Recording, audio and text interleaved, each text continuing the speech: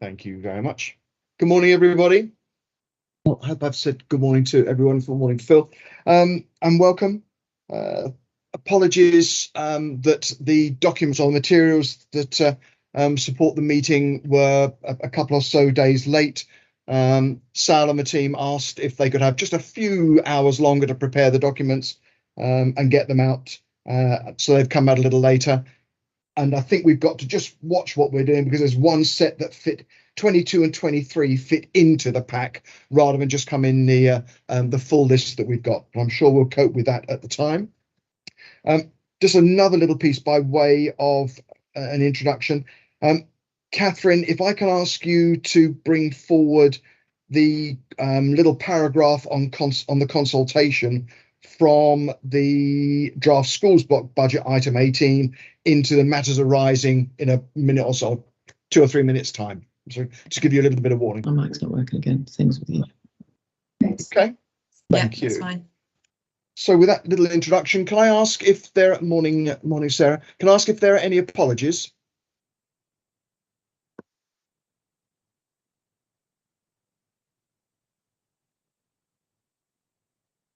Okay, great. Hi again, Chris. No, Chris hasn't joined us yet. Thank you. Has anybody else got bringing forward apologies from others?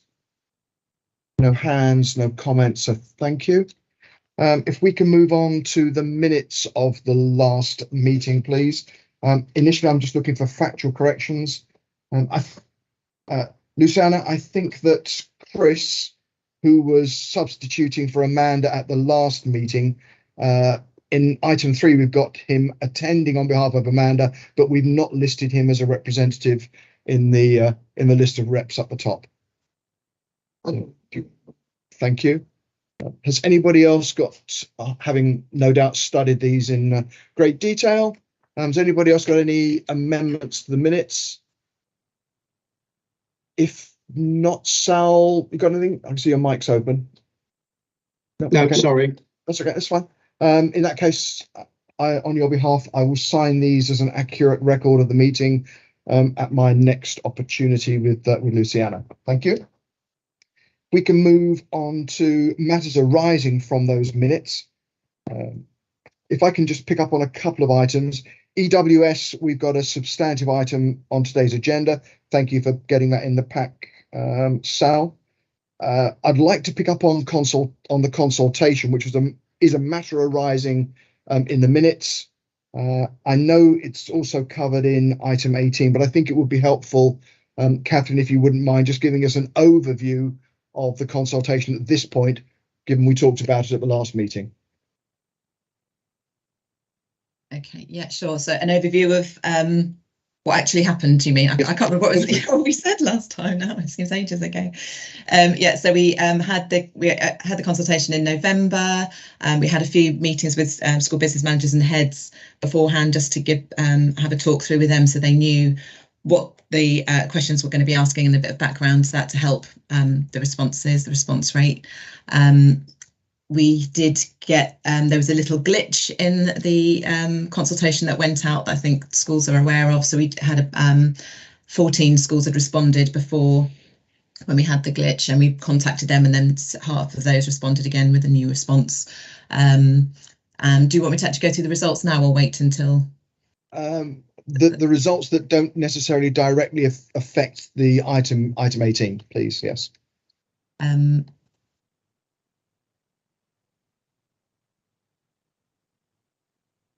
Okay, sorry. Yeah, so we had, sorry. We consulted on 5 items, didn't we? Yes, that's right. Yeah, so there was the, sorry, my mouse is stuck. So we had the bits about the formula, so the MFG, if we should keep that at 0.5%, and about the national funding formula rates, if we were going to use the rates that were agreed by the task and finish group. And then we had the disapplication for our all through school, and the 0.5% transfer to high needs block, and then about notional SEM was the 4th section, and then about the growth fund was the 5th section. So yeah, we had everyone responded to that. We had a bigger response rate than we had last year. So we had 58% of schools responded, which was brilliant compared to 43 last year. So yes. Anything else you need? And are any of those results not covered substantively in one of the reports later on this morning? Is the SEN one? SEN, that's in the agenda item later on. Thank you. And can we also set ourselves an objective that we, by the meeting in July, we really do understand the consultation we're going to undertake, so we don't get left in the embarrassing position that we all were at the October meeting, where we had to cancel having done it prior to that and then have to rush it out in the short space that we have. And also let's try and work out how we get 90+% of schools responding, rather than, I appreciate 58 is better than it has been, but it's important, and we need to get people, especially when we're going to look at safety valve and the engagement of all schools around safety valve, and therefore the implications of the 0.5% movement, etc. Absolutely. Okay, thank you. And I'm not sure where this lies, Catherine or Lynn, possibly Sal, early years clawback. We talked about that briefly last time. I know you were going to work with Ian and Kerry, I think, and others. Could you give us an update, please, on where we are with the early years clawback? Yeah, so we had we talked about having a hardship fund, and so we're still working through the details of that. So we've not met with the early years task and finish group yet to talk about that, but that is something that is still in the pipeline that we still need to work the details through. And what implications might that have on next year's budget, which we are going to be approving at our next meeting? Lynn, so you come in there. Yeah, so just to reassure you, Chair, absolutely. So, you know, the work in the background in terms of what that fund looks like, obviously under the governance of decisions that Sal and Helen want to take around that. We don't have any information through on the early years block for next year, but categorically those two things need to go hand in hand, and we committed to working with the early years task and finish group both on what we use around the funds that weren't clawed back this year and how that flows into the budget model for next year. So because we don't know what next year looks like yet, it's difficult to say any more than that, but categorically it all needs to be part of the same consideration in terms of finalising that sooner rather than later. Okay. Spot my glum face that heard those words in October as well. Yeah, we're committed to working with the task and finish group. Please, can we make sure we have something in the diary for Ian and the I think Kerry and I can't remember. Forgive me, Ian. I can't remember who else is on the team. We're heading towards Christmas. We're then going to come into the new year, and you're going to be presenting us something on about the 11th of January. That does not leave very much time for everybody to sit down and talk to one another. I completely agree, and absolutely we will pick up. It's just until because we've had no information through on the early years block at all for next year, we're in a bit of an information vacuum, unfortunately. But yeah, absolutely, we will make sure that that's prioritised after this. Yeah, that doesn't change the notional hardship fund, the concept of agreeing or not that there would be a hardship fund. Yeah, thank you. I am being quizzed on this, Paul, by several providers now about that. Yeah, I bet. Any more on the hardship fund. And Lynn and Catherine, will you give us a heads up if you get anything before Christmas? Yeah, well, as soon as we know anything at all, Ian, we'll absolutely make sure that you know. But we're all on tenterhooks. Yes, we absolutely all are. I couldn't agree more. So, yeah. Thank you. Fine, thank you. Oak Tree, any updates on Oak Tree? At the last meeting, we were unclear whether we were going to be waiting for, want of a better word, for 7 or for 3 or 4 years before it was full. What the position was going to be. If you look at page 11 in the minutes, you'll see there is a discussion around Oak Tree. Potentially, Karina, I think, brought the issue up appropriately. Yeah, so Chair, we'll pick this up slightly within the safety valve update, but Oak Tree will initially, it won't open to all year groups from September 23. So it will open, as I believe, with a key stage 1 and a key stage 3 group, and then incrementally year on year until it's full. So under normal arrangements, that will probably take 3 to 4 years until that school is filled up. Thank you, Sal. And we talked about, I think we're covering that in the substantive item later on. So can I ask if anybody else has identified any matters arising from the minutes that we haven't covered or aren't covered in a substantive item this morning? Chair, I think Karina's got her hand up. I'm not sure whether you can see that. Oh, I can now. So I apologise. Thank you, Karina. Thanks, Sal. Thanks, Sal. Sal, you just said it would be opening for Key Stage 1. Did you just mean early years or the whole of Key Stage 1? Sorry, early years. Right. Okay. Thank you. Thanks, Sal. Any other questions? I see another hand up, but I can't see where it is. Now it's gone. Thank you. If we could move on then from item 13, item 14, declarations of interest. Are there any declarations of interest for those on the call this morning that haven't been made previously or are particular to the agenda that we have in front of us? Again, I can see no hands and nobody raising their voice. So thank you. If there are no declarations of interest, could we move on then, please, to the first substantive item on our agenda, which is item 15, high needs block update and safety valve update. Over to you, Sal. Thank you, Paul. Again, this is, as agreed previously, will be a substantive part of Schools Forum agenda. And in essence, the DSG management plan and safety valve are the same thing, but dependent obviously on whether we are able to reach the agreement with the DFE or not. Whether we will remain in safety valve, but either way, we know we will still have a deficit management plan to respond to, which is why we're using both titles as the agenda heading, really. I'm going to hand over and introduce Jonathan, who's our program that's part of today's agenda. So I'll hand over to you, Jonathan, if that's okay. So, welcome, Jonathan.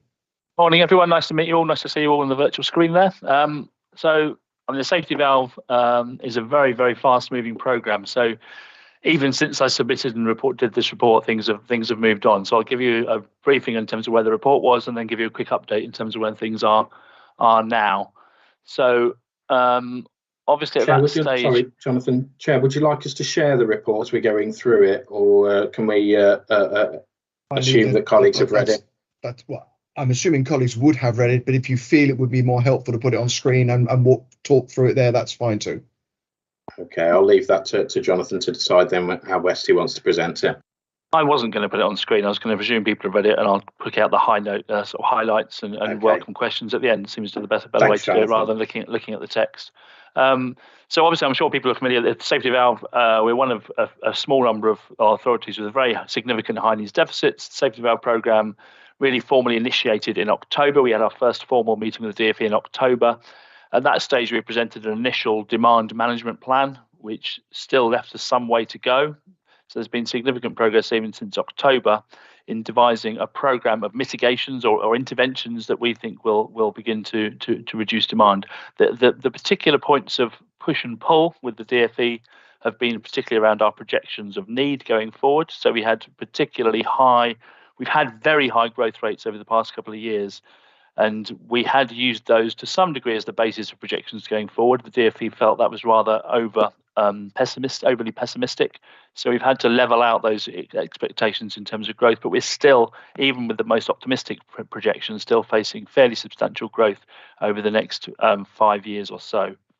So our focus in terms of the mitigations has been in 4 key areas. That's demand reduction. So looking at those initial requests for assessment, whether there's more we can do in an earlier stage. I know there's been a lot of dialogue with schools previously around the need for additional support at SEND support level. So that's certainly been one of our main focuses. Initial earlier interventions to SENCOs have someone to turn for that support and advice at an earlier stage. Demand management.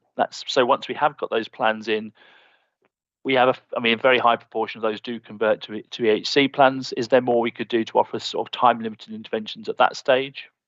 Cost management is also an element of that. So in terms of what we do then spend, particularly on the independent sector, because obviously one of the major drivers of the overspend has been our spend on the independent sector for those placements we're unable to make locally because our own provision is full.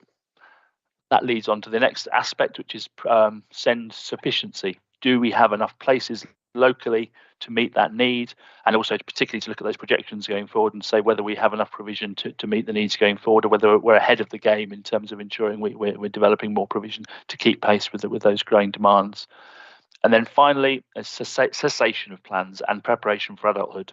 Are we ensuring we have all the right measures in place to ensure that young people, as they approach adulthood, have routes, exit ramps, if you like, in terms of routes into employment, routes into their settled accommodation if they're reaching adulthood, and other ways to ensure you don't have what you might call the carousel, where some young people tend to stay in the education system because they don't know what else they're moving on to at that stage. So ensuring we have enough provision at that end of the spectrum to ensure people can exit the SEND system at the earliest available opportunity. I didn't give huge detail in the proposal around all the different work streams. We had at that stage we had 21. We're trying to merge them down and make a bit more sense of it. So we're down still looking at 17 or so different individual unique work streams, but broadly they come under those thematic headings that I've just outlined there. We had a meeting earlier this week with the DfE. We had made substantial progress, but there's still some way to go. So we have presented them with the proposal, which we think would lead us to something approaching a balanced budget. We've still got around between 2.6 and 3.8 million pound overspends to in-year overspends to address by the end of the 5-year programme, which is 27 to 28. But we believe we are within touching distance of that. Now, this is not coming without, that we are pressing as hard as we can on all those fronts listed above. We think we can't go any further in terms of demand management. There is a certain amount of demand that is inevitable within this system, but we really need to get alongside you in the schools sector to make sure we're only processing and receiving those requests for assessment, which are absolutely critical, and that we all have enough provision in place at that earliest stage possible. And what I want to invite you to, what I'll be outlining more detail in next week at the BEP, but certainly early in the new year, would invite schools to get involved with me in a work stream looking at our SEND support arrangements. We know there's a significant gap locally in terms of what we are able to offer in terms of advisory support.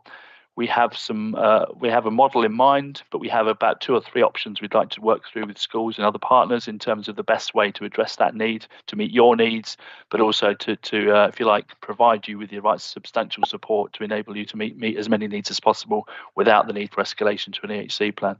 We're also in discussion with health colleagues because we recognise there's an element of our own local health provision which needs to help us with that to ensure needs can be met at the earliest available opportunity. There's a lot to do in that area. So that's one key aspect I'll be asking you for support with going forward.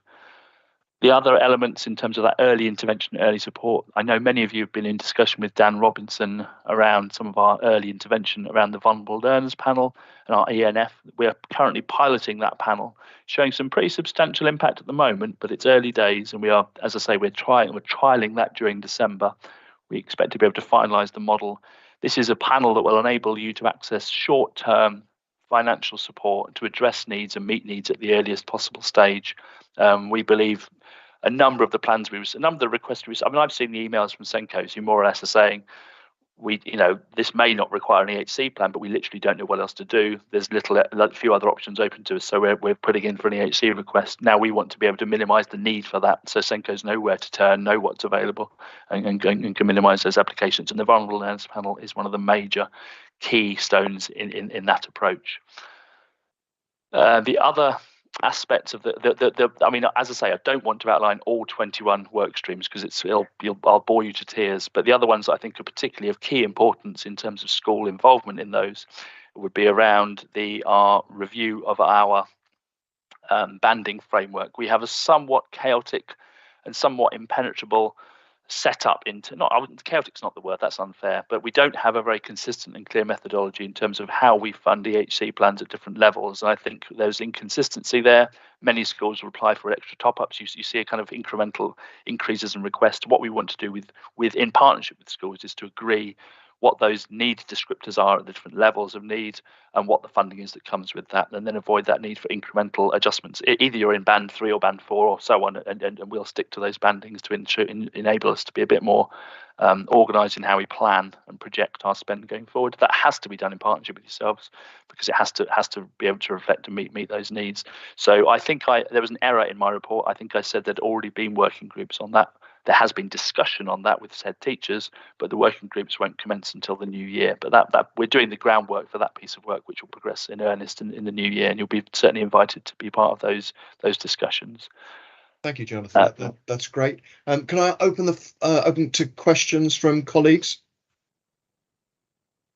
Anybody got specific questions that they would like to put to Jonathan? I'm aware that you're presenting probably this and a little more at your meeting on Monday, and some colleagues on this call may well be on that meeting as well. Yeah, I'll go into more detail on Monday in terms of the work streams. Listening to your description of heading towards a 25-26 balanced budget and that being that sort of order. We're actually campaigning, and I think we've got some ground in terms of pushing that back. That would effectively have only given us 3 years. The time frame they'd given us suggested only 3 years of actual active work. We're pushing for a 27 to 28 or even 28-29 finish line.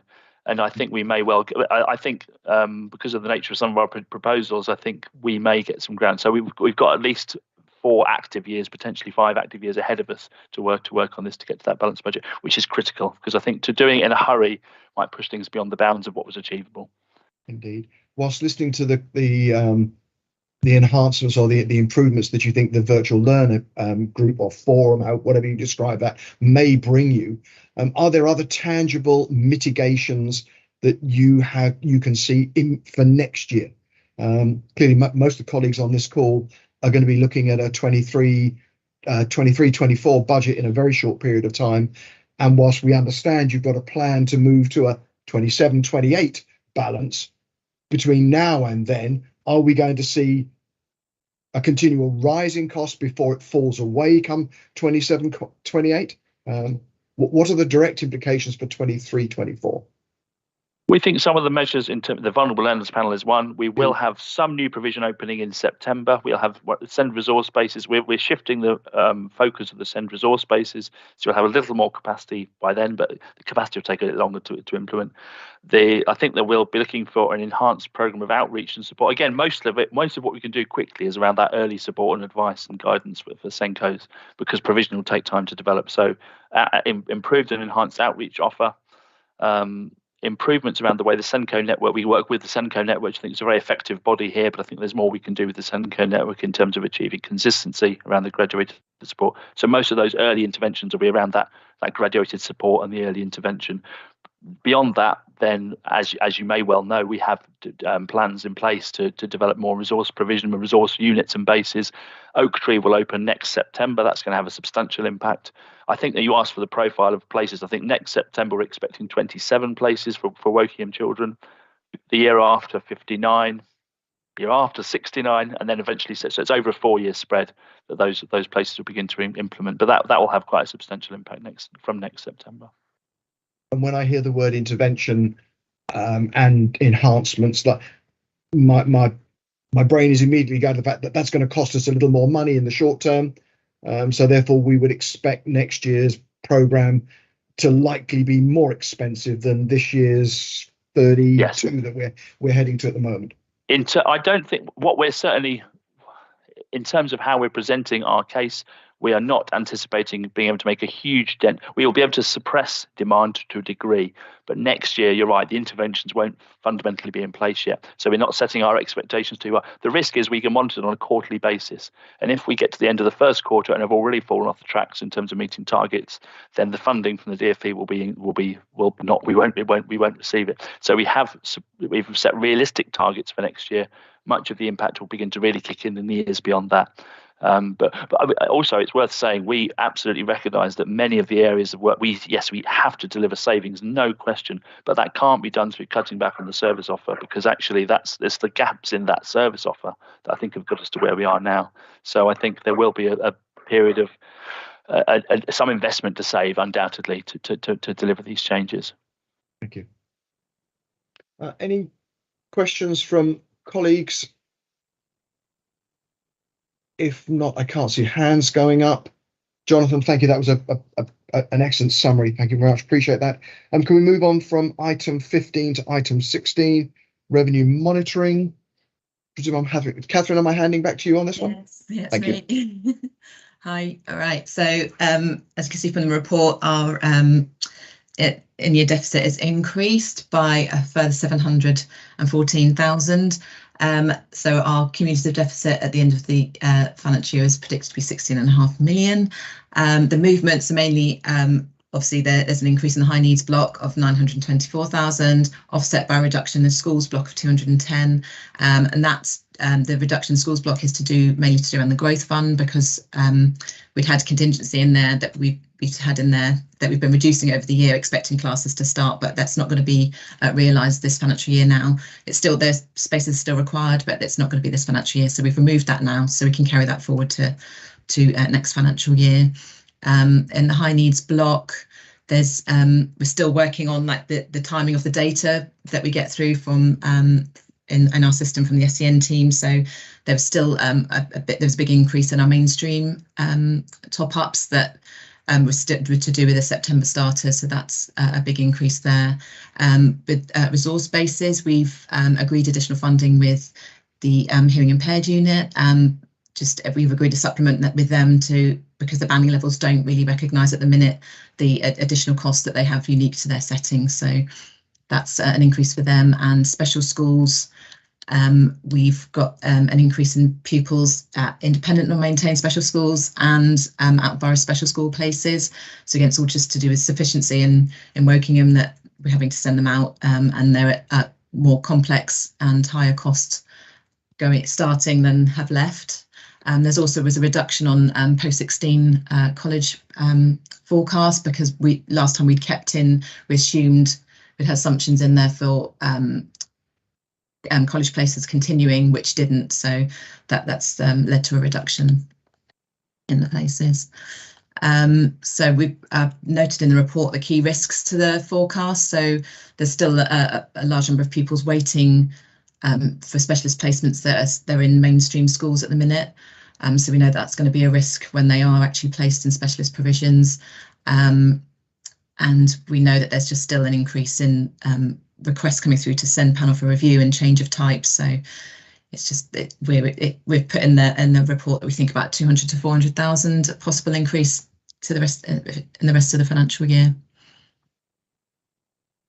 Is that we had a 1.7 risk which related, so that's incremental to the 1.7, so we're looking at something in the order of £2 million that possibly we're identifying based upon activity that we have seen that we weren't able to predict a year ago, but we are now realizing across the borough. That's right. Yeah, I think Lynn's going to come in a minute with some activity to explain that and highlight that more. But if I just carry on with just the rest of the report, I was just going to say for early years, there's no variance at this point in time, and central school services block, there's no variance there either. So, Lynn, did you want to remember the activity? Yeah. So apologies all. So Chair, thank you for recognising at the start the time that you'd kindly agreed in terms of us having some extra days to produce the reports. So apologies, Appendix C, you'll see in the supplementary agenda that was published, Appendix C wasn't part of that. So I just want to talk you through that now, and then I'll link in with Lucianne to make sure that it comes round with the minutes. So just looking at some of the activity updates in terms of our assumptions when we set the high needs block budget. So those forum members will remember back in July that we looked at some of that in terms of the trends about what we'd seen at that time around the budget assumptions and against activity there. We've obviously, the forecast has increased since then. So looking at in terms of across the piece, so this in keeping with the activity information we've looked at previously, so we know there are about 1,650 EHCPs that Wokingham has funding responsibility for, but not all of those will attract specific child level or young person level top-ups from the high needs block. So some of them don't. So a number, for example, that would go to further education colleges, they wouldn't meet the threshold where we would need to pay additional funding, and their costs would be covered within their sort of general college placement. So of that total, sort of 1,600 EHCPs, in terms of the information in the forecast and those that we know that we are currently paying a specific top-up for, or that has a funded placement in an independent non-maintained, for example, there's about 1,400 in terms of the information that informs the forecast that you've seen in the pack today. Table 1 there just shows you in terms of that split around of that 1,400, 46% of those are in mainstream, another 23% in special schools, 12% in independent and non-maintained. So obviously the cost profile you'll see in terms of the actual forecast and the pounds and pence, it looks very different to that, and that obviously reflects the average cost. Obviously top-ups in mainstream are obviously a lot lower than they would be in terms of placing someone in an independent non-maintained, for example. But in terms of actual numbers of children and young people, that table 1 there shows you the spread across that. If you look at that same information in terms of sort of geographical spread, so we've looked at it against sort of in borough and out of borough, and we've included independent non-maintained and out of borough, but then shown sort of further education colleges and sort of other. So we've got a small number of EOTAS packages, for example. We've included them in other because we don't have any colleges in borough. Then again, you can see about 65% of those are in borough, and all of this sort of activity is part of the themes and trends that Jonathan's obviously talked through about the safety valve programme and all the work that's gone into there, is about us trying to constantly correlate around that experience of what's happening on the ground now, what our current experience and cost drivers are, and how that fits into the model and the projections over the coming 5 to 6 years. If we then look at that, so this is a similar graph as we've looked at previously in terms of there. So this is effectively again on that total number. So not the total number of EHCPs, but on the total number where we've got child specific costs in terms of the forecast. The orange lines basically give you the budget planning assumptions that we had when we set the budget for the current financial year. So, you know, as we've spoken about before, we sort of assume obviously EHCP numbers increase all during the year, but for budgeting purposes, we recognise that there's a particular change around the start of the academic year because of all the transition points, etc. So the thick orange line is the numbers that we assumed when we set the budget in terms of how that moved across the year. The sort of dotted orange line just gives you that as a linear position of how we expected the number of EHCPs to grow. This then shows you in terms of the number that we've got that we're currently paying for. This is the total number today, so it shows that increase and way above what we had assumed at the time of setting the budget.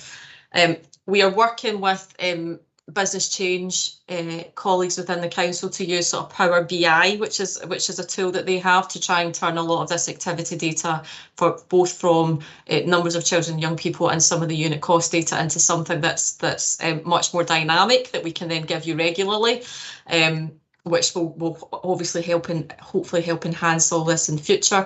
But I think the one trend we wanted to kind of pull out was in terms of mainstream. So if we look at the breakdown of the numbers that we'd assumed at the time of budget setting, as we spoke about back in July, we build that up based on both the expected number of children and young people, but of also average costs, and we look at those average costs in each setting type, and we also assume a sort of weighted average within that setting type.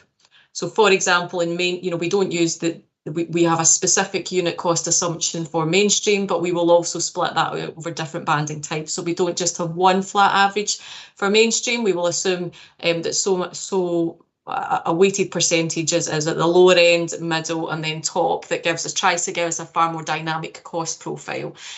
when we look at mainstream in itself, what's happening is that the actual numbers of top-ups that we are currently paying for in mainstream is 17% higher than we'd assumed we would be at this point at the time of budget setting. So the absolute numbers of pupils is going up, but it's not just the numbers, it's actually that average unit cost as well.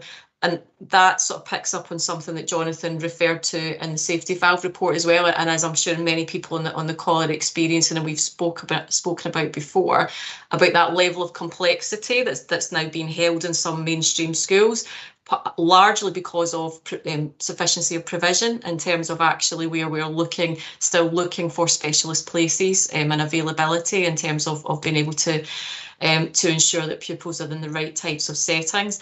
And what that's meaning is that we're getting an increasing number of pupils in mainstream that are not within what we would have always classed as our average weighted unit cost profile. There's a lot of sort of additional money being pumped in on top of top-ups to try and support mainstream schools to hold and continue to support pupils there. So that's a really key theme that we're looking at in terms of more detail. Obviously, we've got the High Needs Block budget update report on the agenda as well this morning, but I think it's that theme that flows through all of that about the information that we're getting, that real trend that's happening on the ground, what that means in terms of both delivering the position in the current year, but also having sensible budget assumptions for next year, but flowing that also right through everything that Jonathan's described in terms of the safety valve model, so that we've got a really good, consistent story, and that ultimately the safety valve proposal is realistic in terms of what we're actually seeing happening on the ground right now, where we've not got that really stable position. You know, the pressure and the increase both in terms of activity and complexity, and therefore unit cost, is almost shifting every quarter enough to mean that we need to keep reconsidering what a sensible baseline is in the sort of next 12 to 18 months. Thank you, Lynn.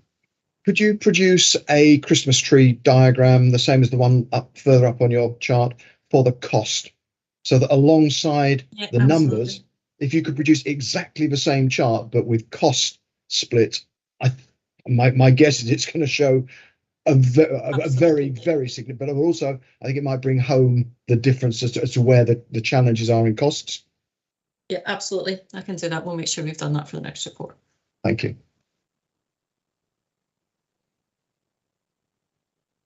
Can I open the floor to questions for Lynn and Catherine on revenue monitoring? I can't see any questions. Thank you both. If we move from item 16 onto item 17, which is the High Needs Block budget update. Lynn, straight back to you. Thank you, Chair.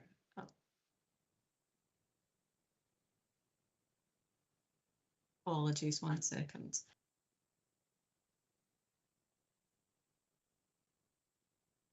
I've lost my file. Bear with me, please.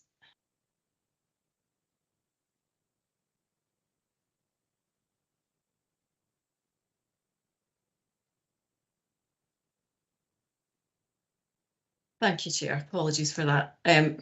Okay, so just picking up on exactly what I've referred to there. So in terms of for all the blocks across the DSG, we'd obviously committed to bringing budget setting forward where we could, so that we had as early discussions as possible in the process that allowed us, and any comments or concerns or further work that Forum wanted to look at, so that we'd plenty of time to do that before we got to the point of needing to take those final budget setting decisions.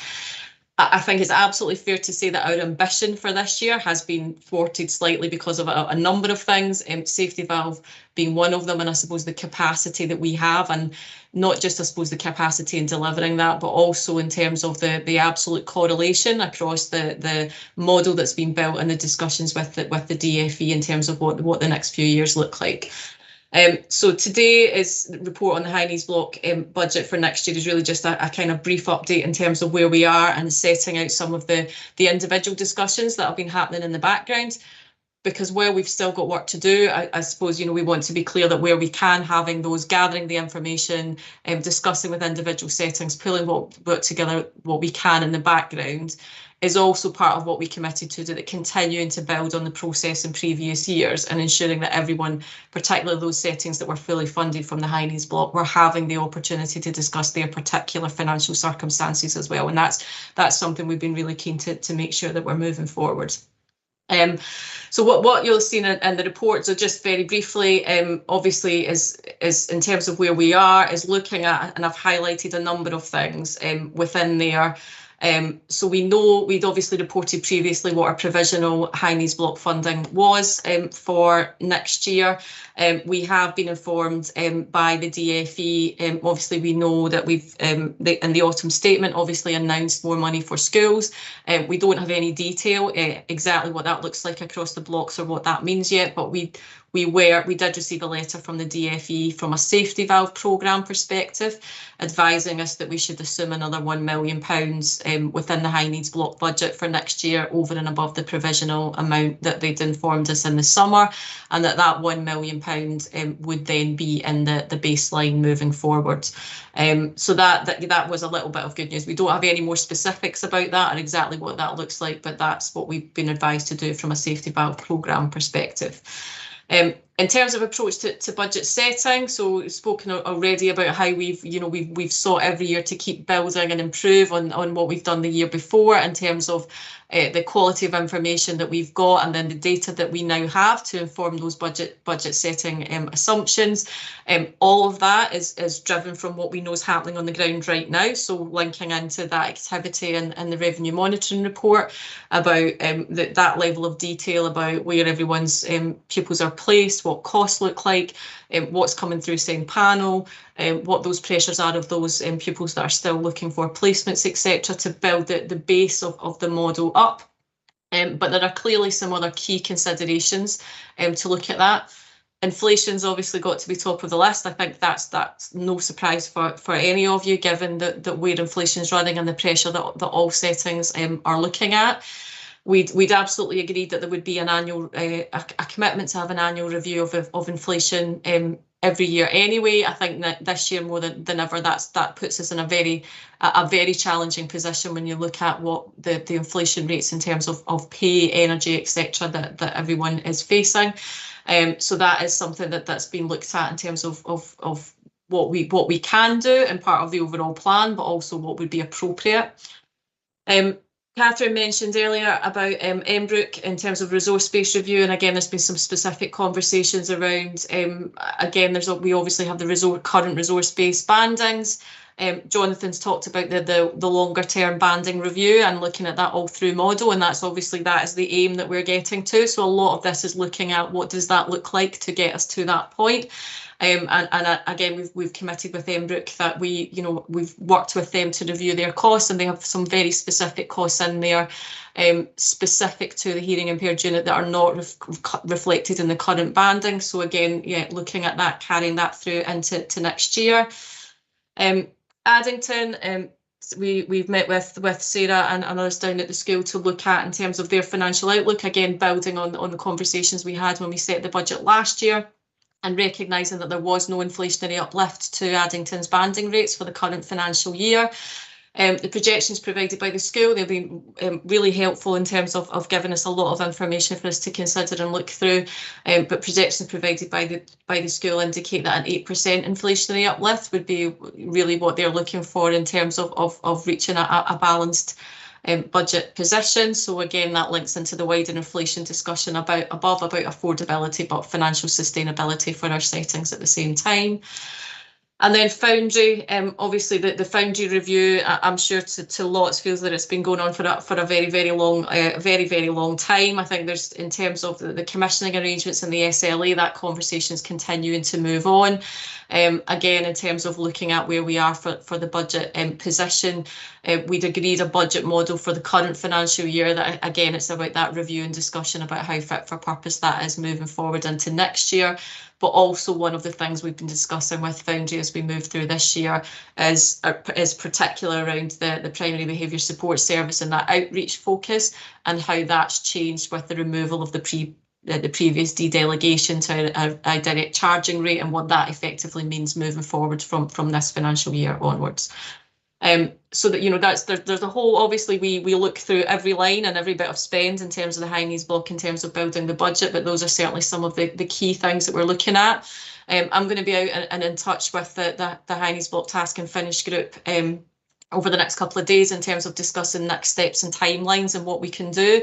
And part of that work will also be about sharing another level of detail of what's coming out of the safety valve discussions with the task and finish group, because our task, if you like, within that is really to look at those assumptions that we're making within safety valve and what the DFE are pushing for, and how we translate that into the actual detail for next year and that detailed budget setting process. So certainly the idea would be to start that conversation prior to Christmas, but recognising where we are now, that the bulk of that work's certainly going to be in the new year. It was referenced in both reports, but again, just for clarity, we have submitted after the outcome of the consultation, and Catherine's obviously going to talk about that. And I appreciate, Chair, that you'd asked for that in matters arising as well. So I suppose it's that correlation between all the reports today. That schools didn't support the transfer of the 0.5% from the schools block to the Heinies block for next year. So as previously discussed, it was agreed that the local authority would submit that disapplication request. We have done that. We had to submit it through the safety valve team as well as the usual ESFA team. We haven't had any feedback on that as yet, but but the safety valve modelling that we had in discussion with the DFE assumes that 0.5% would be approved for next year. Thank you, Chair. Happy to take any questions. So forgive me, does the 2.5 million figure that you've identified there, does that include the extra 1 million that DFE have advised you? Yes, it does. Okay. And if that is 2.5 on this year's 25, that takes us to about 28 million for next year. And our current spend this year is 32. Yeah, the modelling, so again, linking back to what Jonathan said, the modelling for safety valve doesn't assume that we have a net improved position in terms of next year. It does show about what we can start to do in terms of benefits, but we also recognise that there's investment costs. So the modelling also assumes, you know, when we talk about vulnerable learners panel, SEND support service, any of these things, it recognises that there are costs involved in getting these things up and running. So I understand. I'm just trying to look at the diseconomy that you're only going to get 28 million looking at this, and we know this, that's for next year, that's without inflation, etc. This year we're looking at 32 million on our best estimate at the end of this year without inflation. So we are looking at we're already looking at a 4 million, if not 5 or 6 million shortfall for next year. Yeah, I think based on the work that we've done so far, you know, I would suggest a 6 million deficit for next year is more than likely. Yeah. Colleagues, questions to Lynn? I heard the commitment to the task and finish group to meet with them. Sarah, you got a question? That's just what I was going to ask, because obviously time is of the essence and we haven't met at all yet, and we don't know what the outcome of about those discussions that we've had with you, Lynn, and we've got to set our budget. And also, I think just to inform Forum that the increases in support staff pay, which came as sort of a surprise, was cost Addington £377,000 for the year for the support staff costs, because they're quite rightly they were given pay rises, but I just want to raise that because it has a huge impact on special schools who employ a huge amount of them. And that was without any supplementary schools grant last year and no inflationary increase. So we've had that on top, as well as the teachers, which cost us 176,000. So in all, we've had costs of over £500,000 extra per year than we expected. Over which you basically have no control. I mean, no. Yeah. No. I'm hoping you're going to be able to feed that through into the work you do with Lynn.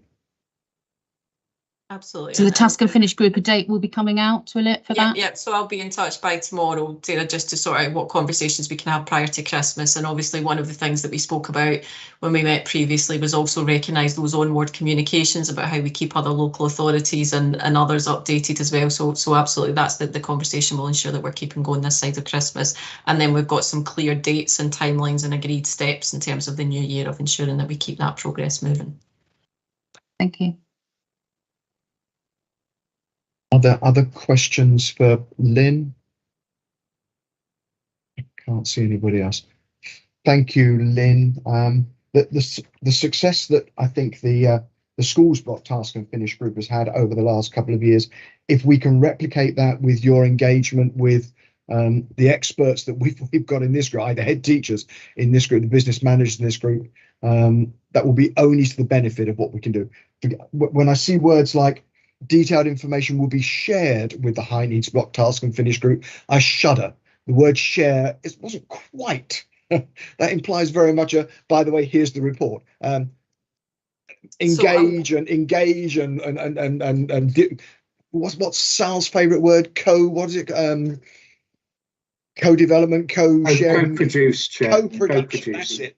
That would be a much nicer word in there rather than share. Anyway, apologies. That is absolutely not the intention. Okay. It was, yeah.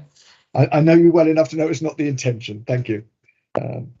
Great. If there are no further questions on item 17, could we move on to item 18, which is the draft schools block budget? I think we're back to Catherine, please. Yeah, afraid so. It's me again. Just share my screen.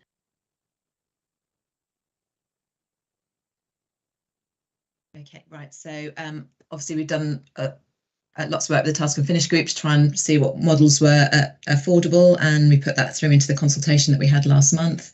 We're still awaiting final October census data. Unfortunately, there's some academies that don't share their data with us, so I haven't had the I wasn't able to get the full pupil data through to look at what the actual what we think our actual allocation is. So this table here is still just based on the numbers that schools gave us in September, which helps us with our modelling. Literally this morning I got through the final data through, so I can now put that through and meet up with the task and finish group so we can look again and at the results of the consultation and everything and how that's going to affect funding for next year. Growth fund, based on the data that I had, not from this morning, but from before, I was anticipating getting about 1.5 million in for growth. And we think based on the revenue monitoring report, we're going to have about 320,000 left over that we can carry forward. But we're still looking through growth and what needs to happen there for next year, and working with peers and with the task and finish group, we do that as well. So it's still work in progress. There's obviously the autumn statement said about extra funding coming through to schools. We don't know what that means for us yet, but I'm anticipating it's going to come through as like a separate grant. They won't change our puff and stuff income into us. I think it'll be an additional grant like the supplementary grant was this year. So I think that'll just be going out to schools, but who knows how much that's going to be and what it's going to look like. Consultation wise, as I mentioned earlier, we had a little bit of a glitch with when it went live. The two questions were identical. So we got that fixed. And as I said, we had a 58% response rate. Let me just scroll down to the actual table. So this is the section we're looking at here. So out of the 5 questions, you can see the results there. So we've sent the disapplication through for our all through school. And we, as Lynn has mentioned as well, we sent through the 0.5% transfer because that's all to do with safety valve and everything, even though it wasn't the result we wanted from schools. With some of the questions we had some, we allowed additional information for people to put through, not just yes and no.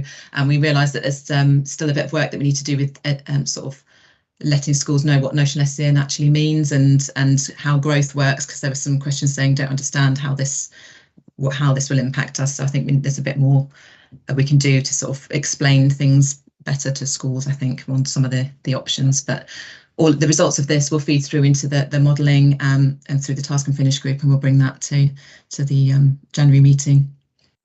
And perhaps inform our preparation for next year, when presumably we're going to ask similar questions. And if we're having questions now that say, well, we don't really understand what that is, that identifies some of the things that we need to explain. Exactly, yeah. And as we're getting further along as well, we're getting more into the national funding formula. So some of these are just going to be taken out of our hands anyway.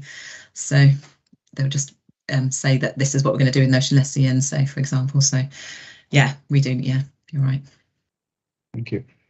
Questions from colleagues to Catherine?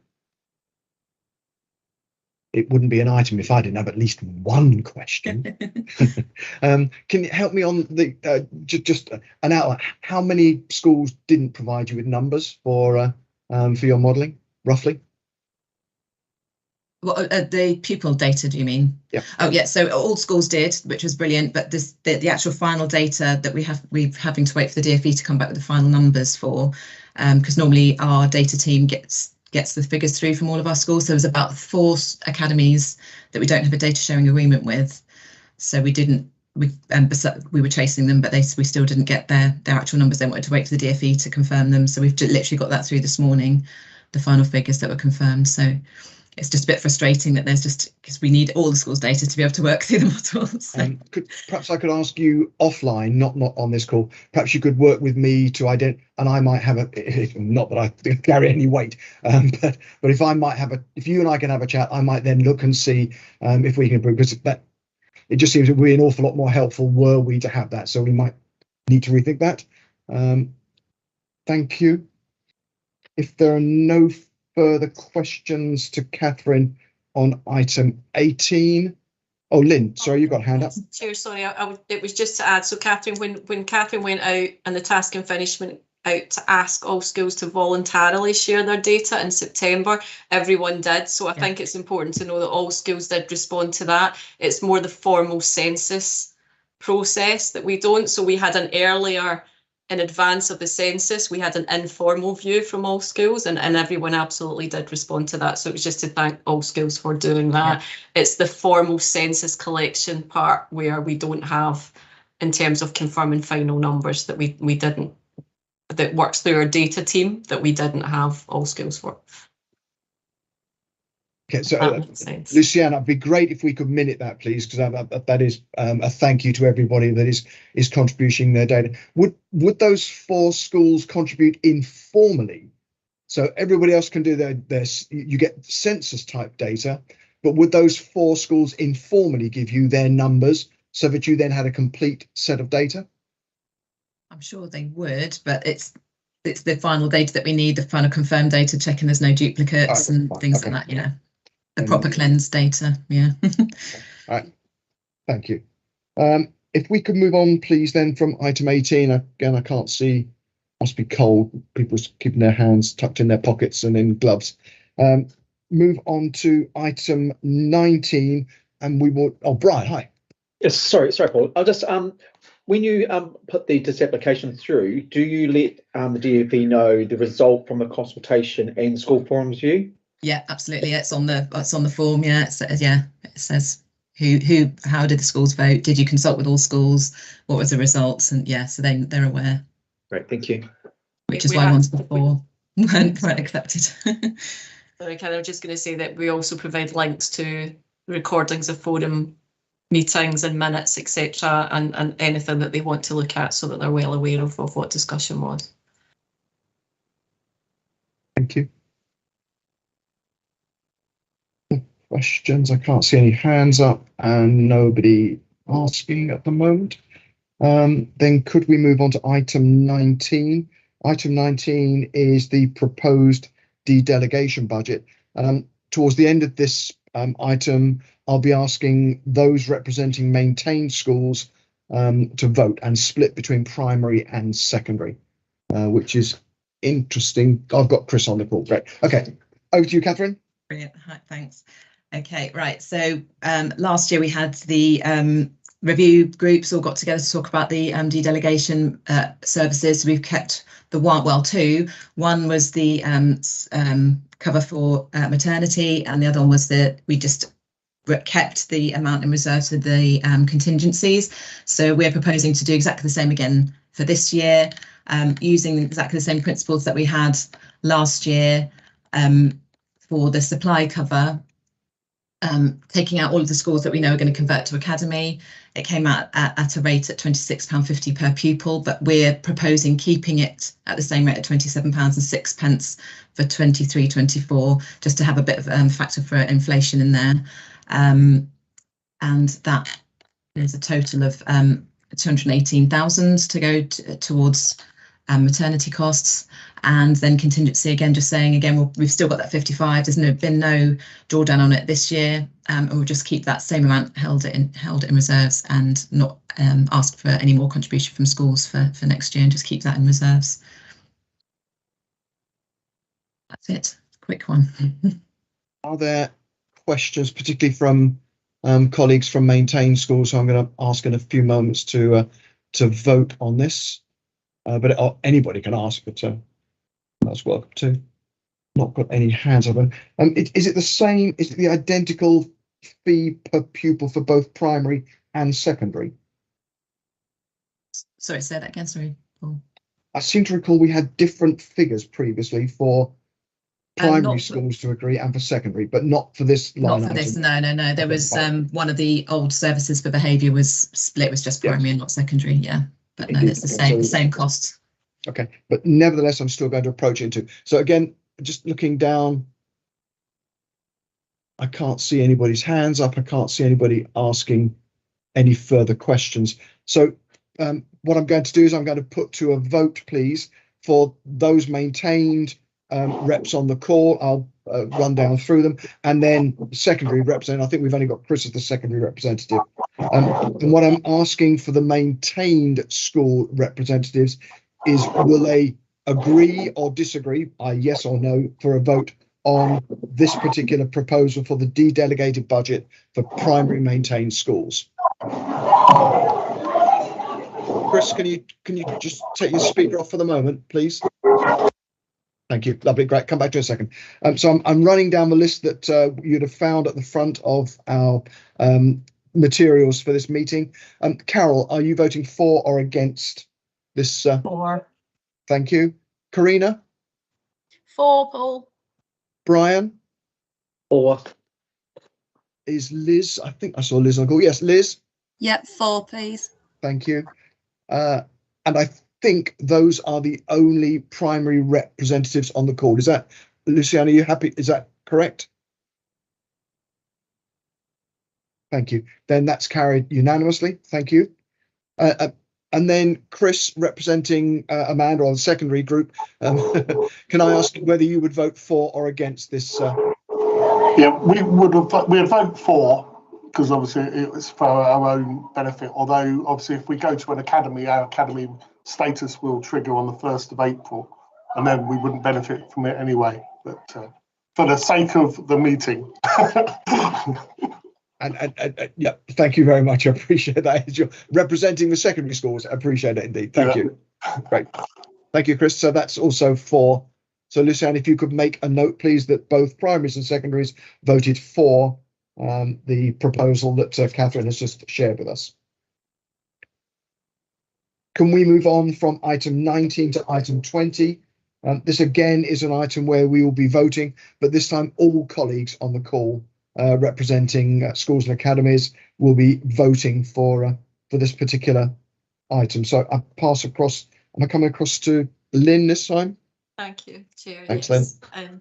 So this is, so again, forum members will be aware that normally we look at the Central School Services block in either January or March. Again, as part of that commitment to do is more earlier in the process where we can.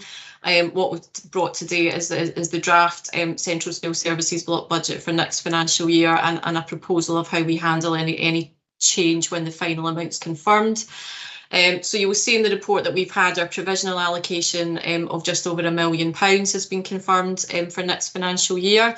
Again, forum members will hopefully remember that the DFE confirm what our allocation is, and then they tell us how much they are retaining from that to cover the licenses that they negotiate and fund nationally on a central basis.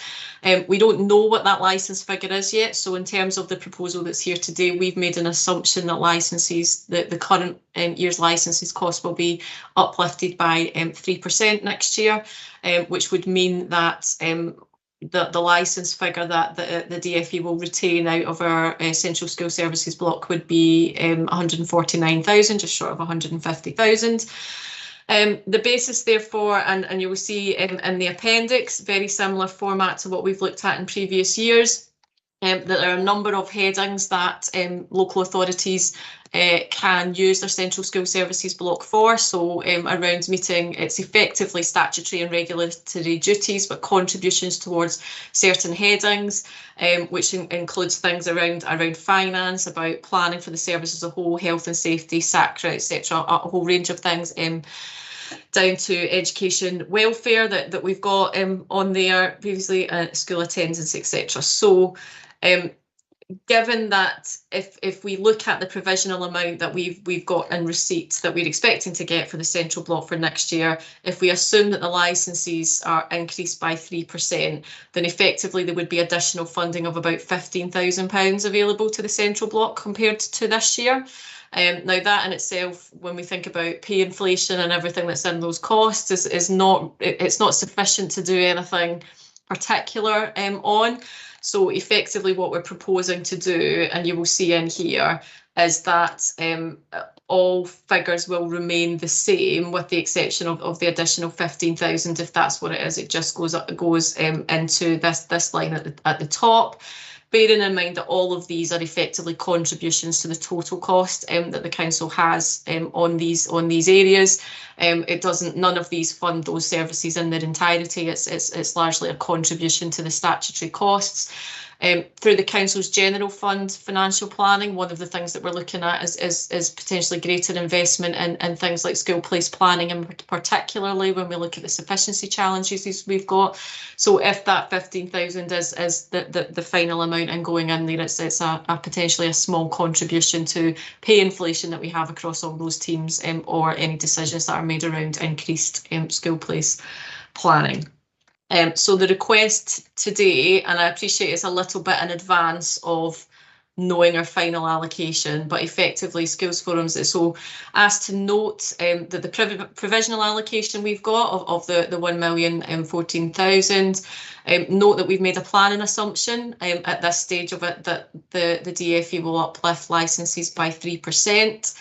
On that basis, we are proposing that the money available to us through that block would be distributed effectively on exactly the same basis as last year, with a £15,000 increase in statutory and regulatory duties. And that what we are therefore also proposing is that once we know the final allocation and the final licence amount, if there's any differential either up and down on that, we will adjust that 15,000 adjustment in the same category to be able to do that. So I think there's two options. I suppose it's whether Schools Forum are happy to almost approve that principle in advance, or we can agree the premise of what we've done, and then we could bring back the final figures in January for sign off, depending, I suppose, on what views on that might be. Thank you, Lynn. First of all, has anybody got any questions to Lynn about the items or the fundamental principles behind the central schools block budget? Again, I can't see any hands. The value, the total, is a function of the allocation made by DFE. Is that correct, Lynn? Yes, that's it. So we as School Forum have no influence over the total value, but what we could have is influence over how that value is split across the 4 particular categories that you've allocated. That's correct. Okay. So I am what I'm going to do initially, unless anybody raises their hand and has any objection, I think we'll go straight to a vote that agrees with the allocation of the total by these 4 ratios in the total of 1014700. Should that total change, then Lynn is assuring us that any change will be taken out of item 3A to make that number either slightly higher or slightly smaller, depending upon the final allocation. Is that correct? Yes, that's correct. Okay. Does everybody understand that that is what I will be asking each of us to vote on? Yes, we agree with that allocation and the change to 3A, should there be a change to the total coming into this particular Central School Service Block fund. Then I will run down our list again, please. I'm asking for you to vote yes, we agree, or no, I don't agree. Again, Carol, can I start with you, please? Carol, yes or no? Agree. Thank you. Karina? Agree. Brian? Agree, thanks. Liz? Agree. Chris, on behalf of Amanda? Agree. Thank you. Ali? Agree. Julia? I thought I saw Julia. Sorry, yes, agree. Yeah, sorry. I thought you were somewhere. Is Phil on the call? I did see Phil as well at some stage earlier on. Yeah, Phil? Yes, agree. Thank you. I don't think I've seen Ben Godber on the call, so I'll drop over a bit. Darren, agree? Disagree? Agree. Thank you. I don't think I've seen Andy. Andy, you're on the call. Well done. Hi, Andy. Yeah, agree. Thank you. Me, I agree.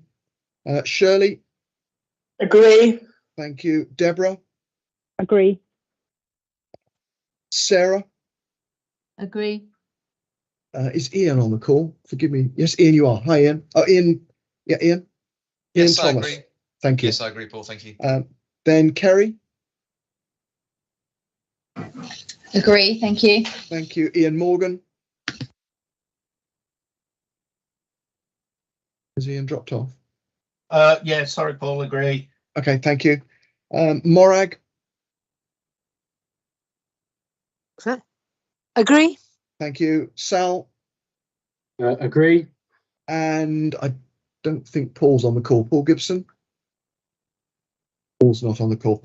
So Luciana, that's everybody agree, or everybody who's present and able to vote agreeing with the recommendation from Lynn. Thank you all. Thank you very much indeed. Thank you, Lynn. Thank you. If we can move on to from item 20 onto item 21. I think this is Catherine. Catherine, I note that again, this is a requirement to vote on the adoption of these guidance changes.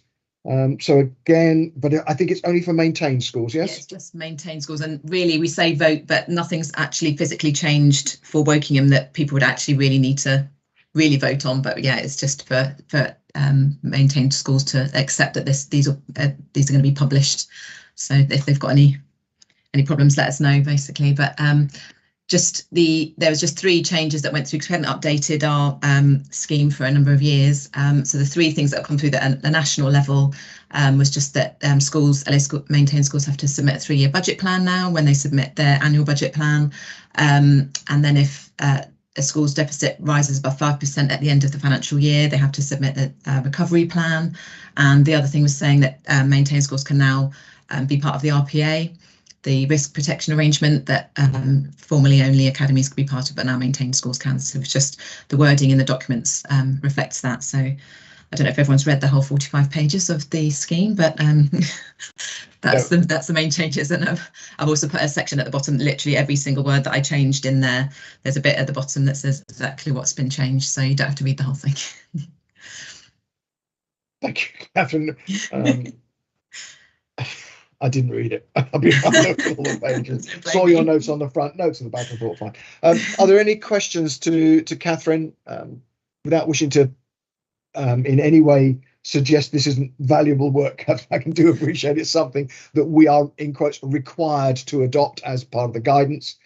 Nevertheless, we are also as school forum we are required to approve these guidelines. So again, please forgive me, I'm going to go back to the maintained schools and ask for their vote. Yes, they approve, or no, they don't approve. If I can again run down my list. Carol, always at the top. Carol, approve. Approve. Thank you. Karina? Approve. Brian? Approve. Liz? Approve. Thanks, Catherine. That was a good piece of work. Thanks. And Chris? Yeah, approved. Thanks. Wonderful. Thank you. So, Luciana, if you could make a note of that, please, that School Forum, the maintained school representatives, School Forum, have approved item 21, which is the revised guidelines. If we can move from item 21 onto item 22, I think I'm passing back to you, Sal, for Education Welfare Service update. The long-awaited Education Welfare Service update. Yes, it is rather long awaited, and once again, my apologies for the delay in Schools Forum receiving this report. You'll be aware that this is a report that was at the request of colleagues from within Schools Forum to better understand both the offer from the Education Welfare Service, but also some of our thinking around where we are. We've got, hopefully she's still with us, Carol Vernon, who is our interim or acting Principal Education Welfare Officer, who will hopefully take us through the report and give us a sense of the team, the activity that's going on, but also some of the challenges and some of the changes that are coming. So I'll hand you over to Carol. Welcome, Carol. Thank you. Morning, everybody.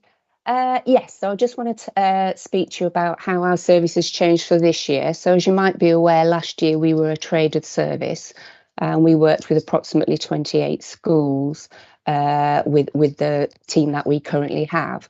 This year, in line with the white paper, we're no longer a traded service and we're working with all schools, including independent schools in the LA.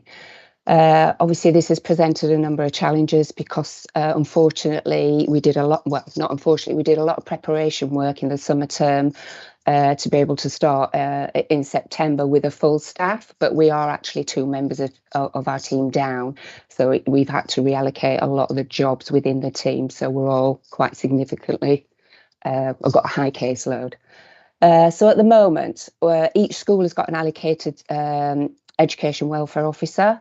And whereas previously we offered fortnightly surgeries, we don't adopt that this year because all schools have access to their EWO on a full-time basis, really, so they can ring them up or email them at any time to get any advice.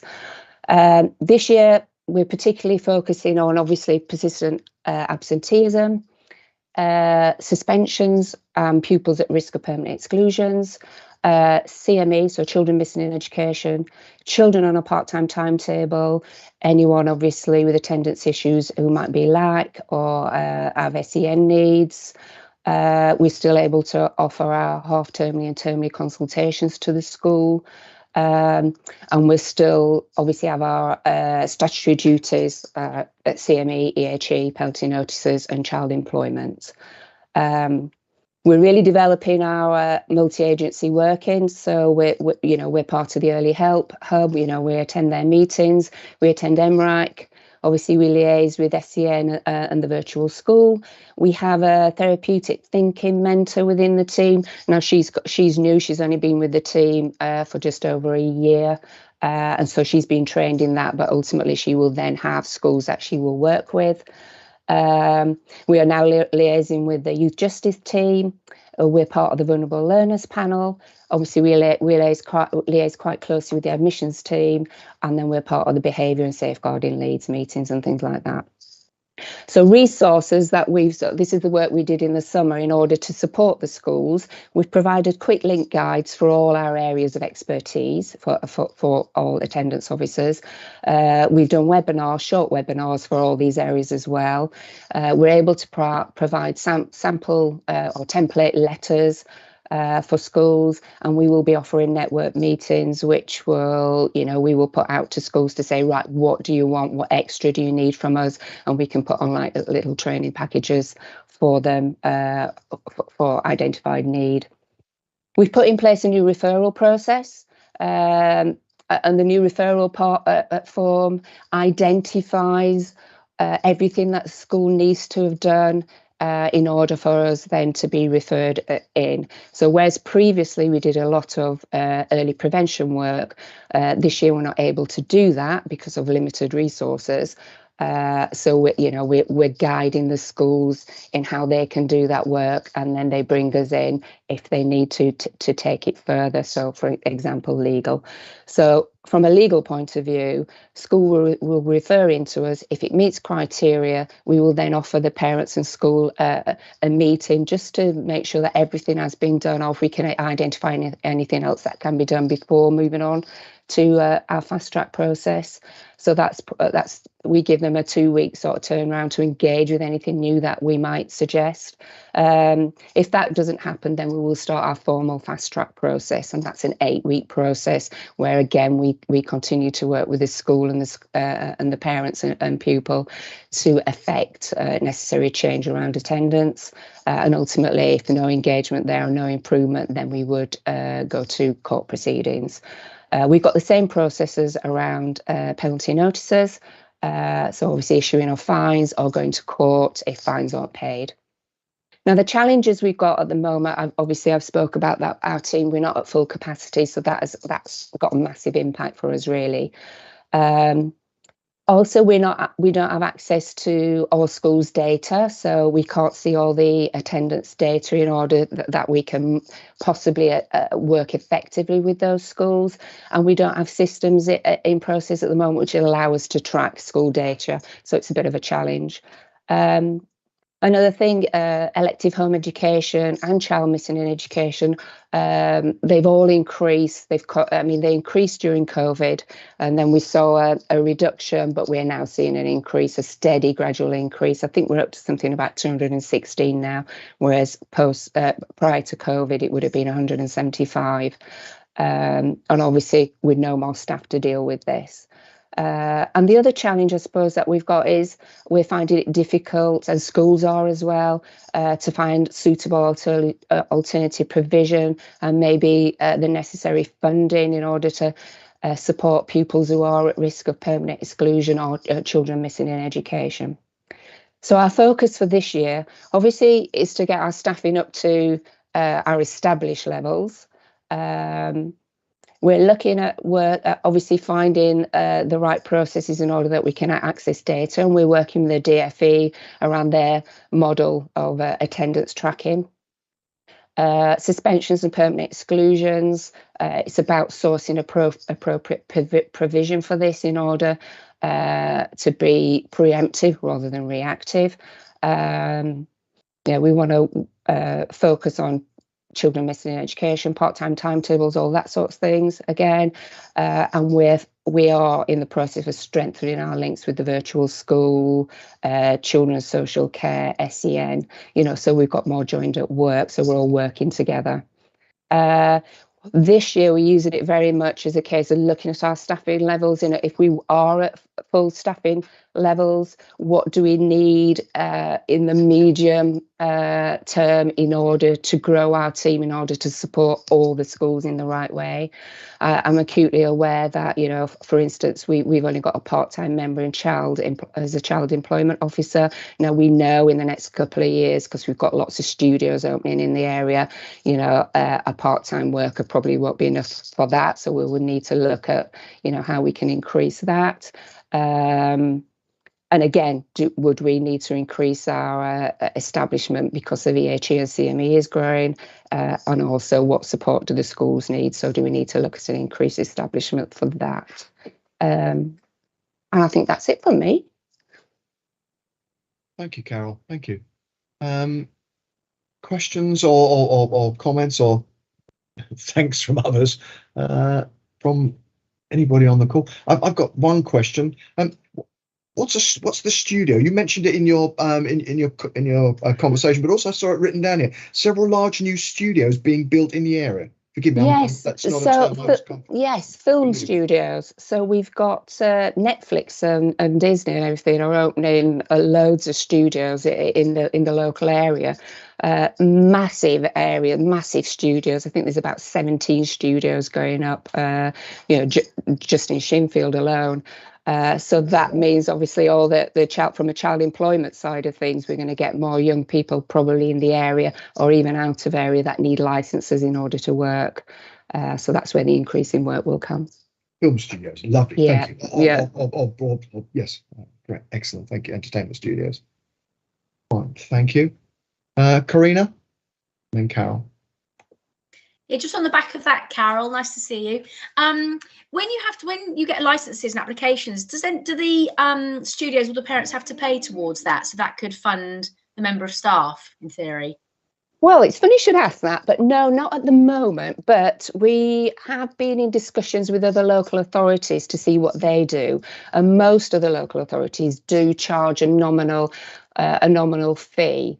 And we are just doing a piece of work within, it's funny, I was just about to write an email to Sal actually with our findings, but we are, with approval, we are looking to charge a nominal fee for that. It won't cover the services at all, because obviously we've got voluntary license, voluntary parents who do it, and then we have professionals. So we're looking at a 2-tier payment system. So it'd be something like £10 for a voluntary one and £50 for a professional one. But it won't cover anywhere near the cost, but at least it's a contribution. Yeah, absolutely. Okay, good luck. Thank you. Carol? I was going to say exactly the same thing. We've had quite a few licenses this year for the Panto at the Hexagon, and it's time consuming in the schools as well. So it must be, yeah. It is, because it's quite a laborious system that we have to go through in order to issue these licenses. So and lots of checks need to be done as well. So yeah, it's like I say, it's time consuming. And it's a commercial operation in some of these cases as well. Some are, so you get professional chaperones, and they can earn quite a lot of money from it, but most are voluntary. So it's parents who want their children to be in the local, dance school or panto and things like that. So they're the majority of them, really. Do you try and differentiate between those two different types of requests, given that one is, for want of a better word, paid and the other is not paid? I'd have to speak with our child employment officer around that, but obviously that she's able to differentiate which is a professional and which isn't. And I think we were in a meeting yesterday. I think 90% of the licenses are voluntary ones, so mostly unprofessional ones. It seems there might be a chance to get in a small amount of income. Yeah, small. But we're probably looking at maybe 1,000 to 1,200 a year. It's not much, is it really? But there you go. Every little counts. What is exactly. it? Saying, tap your back pocket or whatever it might be. Yeah, okay. Other comments. Karina, your hands. Have you got another comment to come back, or are we still up there? That's fine. No, sorry, Paul. Just taking it down. Okay. Has anybody else got any questions they'd like to ask Carol? Well, Carol, thank you very much. And to Sal, it was worth the wait. Thank you. It was a great explanation. And I think everybody appreciates the work that you do and the fact that funding for it is incredibly tight. So thank you very much for that. Sal, can I hand back to you? Is anything more you want to add on that item? No, just again, thank Carol and the team for all the hard work that they do. Again, as we've said, or as Carol said, our offer is now to all schools, and we're not trading that offer. And therefore, I would encourage schools to take up the offer of support where we're able to provide it. And just once again, Paul, just to apologise that it's taken so long for us to get this item onto the agenda for you. But Carol's done us justice today, I feel. Thank you. Thank you. Again, thank you, Carol, for coming in to do that. If there's no further questions on item 22, if we can move on to item 23, which is the forward plan. Just a quick review through it. I note we're saying on so there are 6 items there at the moment: revenue monitoring, fine, high needs block, which is the safety valve update, which is now a standing item on all of our agendas.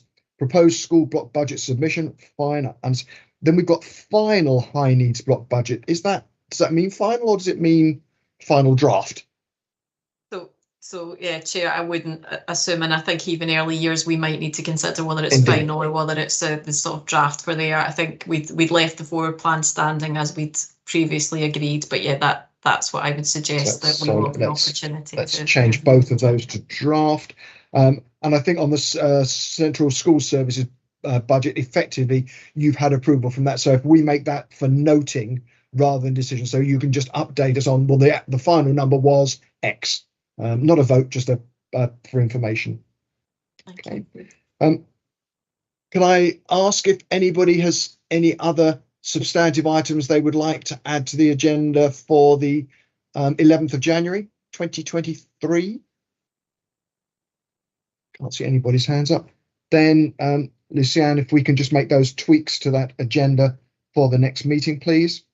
And I'm now going to run round and ask for colleagues if there's any other business. Ali, have you got anything more you'd like to raise? No, thank you. Andy? No, thank you. Thank you. Brian? No, thank you. Chris? No, thank you, Paul. Carol? No, thank you. Karina? No, thanks, Paul. Deborah? No, thank you, Paul. Darren? No, thank you, Paul. Sorry. Ian Thomas? No, thank you, Paul. Catherine, anything more? I was just going to quickly say, actually, on the scheme, Sarah's right. She should have voted because she's maintained school, and so should Foundry College as well, just because they're maintained as well. So sorry. And my apologies to Sarah and so who Sarah Ian at Foundry, yeah. Indeed. Then thank you very much. My apologies to Sarah and to Ian. And Lucianne, perhaps we can shift those two or those lines on our membership list up to the top, sitting underneath maintained schools, so that I don't make that mistake again in the future. Thanks, Catherine. Kerry, anything you would like to add? We might have lost Kerry at the moment. Ian Morgan? Nothing from me. Thanks, Paul. Thanks, Liz. No, thanks. Lucianne, are you happy that we've done everything in the right sequence, in the right order, except for that mistake on Sarah and Ian? Paul, it's a no from Shirley as well. Nothing further for me. I don't know whether I missed you, but I haven't got you. But okay, thanks. Lynn, anything from you? Nothing further from me, thank you. Morag? Just a quickie, if I may. Just to note that I think 3 weeks ago we signed up to be a member of the F40, which is a lobbying group for local authorities, the ones which have the lowest grants in England. And we are towards the bottom of that. So that's hopefully a positive. Hopefully there'll be something good coming out of that. So that was just for information. Would you be able to bring anything back to the next meeting? Just a little update to say, you've met and these are the key objectives or whatever? Absolutely, I'll do my best. Thank you. Thank you. Julia, anything from you? No, thank you. And Phil? Nothing from me, thanks. Thanks, Phil. Sal? No any other business other than to just thank everybody for their hard work and wish you well as the wind down towards the Christmas break happens. Thanks, Sal. Sarah? No, thanks, Paul. Okay, and Shirley, forgive me, you're right at the bottom, but Shirley, I think you said you didn't. sorry, nothing. No, apologies. I thought you'd done and then you'd missed me. Apologies. I was getting excitable. I thought I'd make sure you knew I was here, Paul. Take care. Thanks, indeed. And I've only got 2 other little things, and they're really more for Lucianne. I think we should include a page, if there are no matters arising, I think we should still have a page in the minutes that say no matters arising, just so that I don't hunt around looking for the page thinking, where is it? There must have been some. And it would also, I think, be helpful if we added to, as a standing page in our minutes, the task and finish groups and the members of each of those task and finish groups. So we've got a schools block, we've got an early years, and we've got a high needs block task and finish group, so that it's clear to everybody on the call exactly who's helping in each of those areas. So if there are no further items, I'd like to echo Sal's comments to the officers and the team. Thank you very much for all your hard work, head teachers and schools, and wish everybody a very Merry Christmas, and look forward to speaking to you all in January. Thanks, everybody. Thank you all. Thank you. Bye. Bye. Thanks, Thanks. Paul. Bye-bye. Bye. Bye-bye.